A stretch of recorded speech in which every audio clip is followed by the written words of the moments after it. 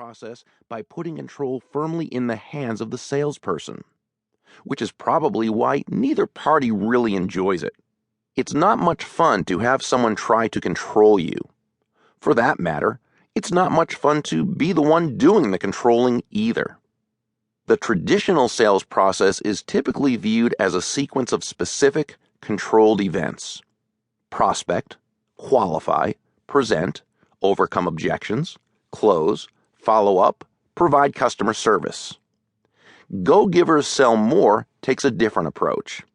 In our view, the sales process goes something like this: create value, touch people's lives, build networks, be real, stay open. These 5 steps correspond to what in The Go-Giver we call the 5 laws of stratospheric success, which also form the 5 parts of this book. We'll refer to those 5 laws often in these pages, and even quote the characters from The Go-Giver: Pindar, Joe, Nicole, Ernesto, Sam, Deborah Davenport, and others. In fact, this book is based squarely on the premise at the heart of The Go-Giver.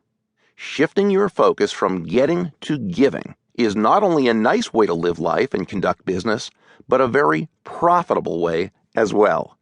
Put another way, living with generosity creates a swelling tide that raises all ships. Not just yours, not just the other person's, everyone's. Being a giving person, as it turns out, is not just an agreeable idea, it's also quite practical. People who grasp and live the principles of giving not only live happier and more fulfilled lives, they are also among the most successful people we know. Go-Givers really do sell more. Now, we have a confession to make. These ideas did not originate with us. In fact, what we're describing in this book is simply how every truly great salesperson operates. When you spend time with a genuinely successful salesperson, pay close attention and you'll find something surprising. None of the hundreds of standard sales techniques are what makes them excel at what they do. Oh, they know about them, and when it will serve their customer, they may utilize some of them. But what makes a great salesperson great at sales is that he or she is wholeheartedly interested in the other person. The truth about selling is that it's not about your product and it's not about you, it's about the other person. Genuinely great salespeople are not great because they have mastered the close, or because they give a dazzling presentation, or because they could shoot holes in any customer objection from 50 paces.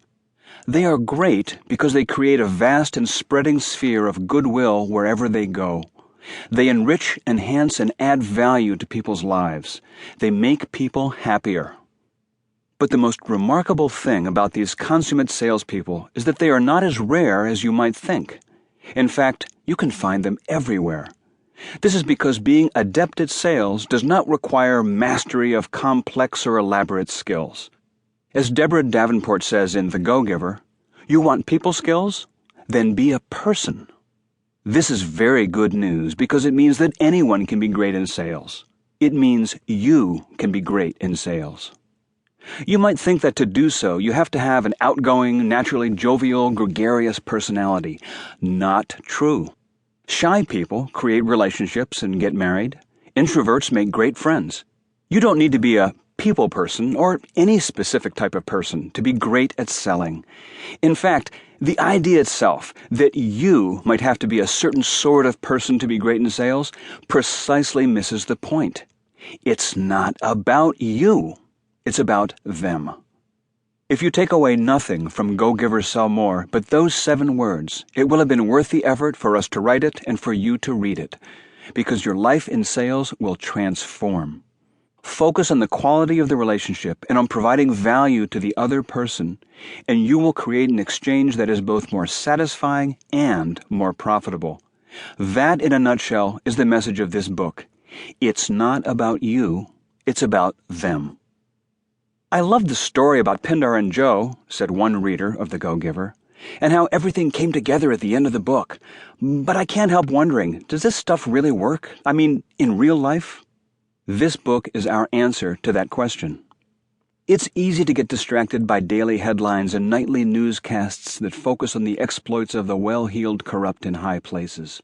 But far from the TV camera's glare, the great majority of genuinely successful people